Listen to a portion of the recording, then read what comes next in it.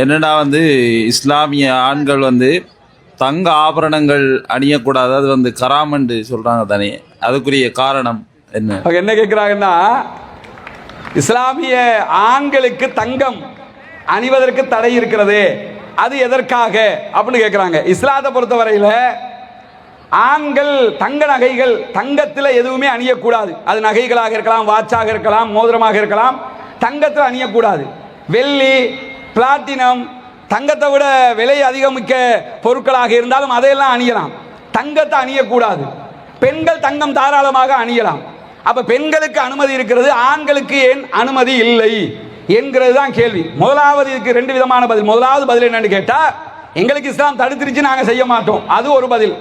ஆனா அதை தாண்டிய இன்னொரு பதில் அதற்கு இருக்கிறது. என்னன்னா, இந்த தங்கம் நாங்கள் அணியாமல் இருப்பதற்கான ஒரு சயின்டிபிக் ரீசனை சொல்றேன்.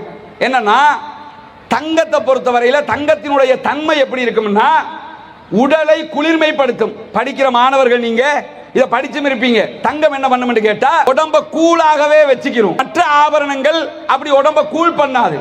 உடம்ப கூலாக வைக்கக்கூடிய ஒரு ஆபரணமாக தங்கம் இருக்கிறது. இஸ்லாம் ஆண்களுக்கு தங்கத்திற்கு அனுமதி இல்லை, பெண்களுக்கு அனுமதி என்று ஏன் ஆக்குதுன்னு கேட்டா, இந்த திருமணத்துக்கு பிறகுண்டான குடும்ப வாழ்க்கை இருக்குதா இல்லையா, செக்ஷுவல் லைஃப் இருக்குதா இல்லையா, பெண்களுடைய உடல் கட்டமைப்பு, உடல் படைகோலம் எப்படி இருக்கிறது, இருக்க வேண்டும் என்பது இறைவனுடைய நியதியாக இருக்குன்னா, பெண்களுடைய உடல் அமைப்பு எப்பொழுதுமே கூலாக இருக்கணும் என்கிறது தான் அவர்களுடைய படைகோலமாக இருக்கிறது. ஆண்களுடைய உடல் அமைப்பு சூடாக இருக்க வேண்டும் என்பதுதான் அவர்களுடைய படைகோலமாக இருக்கிறது. ஆண்களுக்கு தங்கம் அனுமதிக்கப்பட்டு தங்கத்தை ஆண்கள் அணிஞ்சாங்கன்னா அவங்களும் கூல் மெத்தேடுக்கு ஆயிடுவாங்க. குடும்ப வாழ்க்கையில இப்படி இருக்க முடியாது, இருக்கக்கூடாது, குடும்ப வாழ்க்கைக்கு நல்லது அல்ல என்பது நான் சொல்லவில்லை, நவீன விஞ்ஞானத்தினுடைய தற்போதைய ஆராய்ச்சி முடிவுகளாக இருக்கிறது. நாங்கள் நபிகள் நாயகம் தடுத்து விட்டார்கள் என்பதால் செய்யாமல் இருக்கிறோம்.